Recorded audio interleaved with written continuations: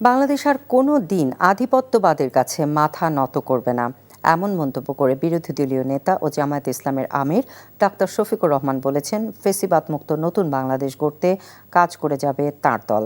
রাজধানীর লেডিস ক্লাবে সাংবাদিকদের সম্মানে ঢাকা মহানগর দক্ষিণ জামায়াত আয়োজিত ইফতার মাহফিলে তিনি একথা বলেন গণমাধ্যমের কণ্ঠের পাহারাদার হিসেবে জামায়াত লড়াই করে যাবে।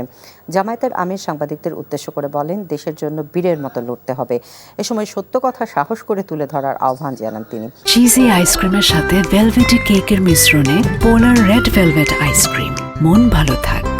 বলেন, গণমাধ্যম রাষ্ট্রের চতুর্থ স্তম্ভ হলেও বাকি তিনটি স্তম্ভ ঠিক রাখার জন্য গণমাধ্যমের ভূমিকা অপরিসীম। সংসদের বিরোধী দলীয় নেতা আরও বলেন, ফেসিবাদের কবলে পড়ে গত 17 বছর পরাধীন ছিল দেশের গণমাধ্যম। তিনি বলেন, জনস্বার্থে সরকারি দলকে সহযোগিতা করলেও জনস্বার্থ বিরোধী কোনো কাজ করলে সরকারের বিরোধিতা করবে জামায়াতে ইসলামী।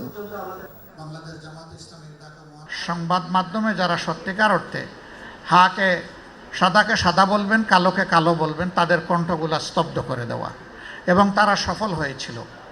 সেই সফলতার রেশ এখনও চলছে বলে মাঝে মাঝে যেন মনে হয়। আমরা ফেসিবাদ থেকে আংশিক নয়, পূর্ণ মুক্তি চাই। এটা যার আমলেই হোক, যখনই হোক।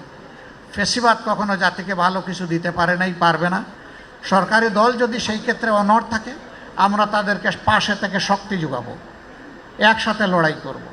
কিন্তু সরকারি দল যদি দেখি এইখান থেকে তারা বিচ্যুত হয়ে যাচ্ছেন, তাদেরকে সোজা করে রাস্তায় আনার চেষ্টা করব, না হলে প্রতিরোধ গড়ে তুলব।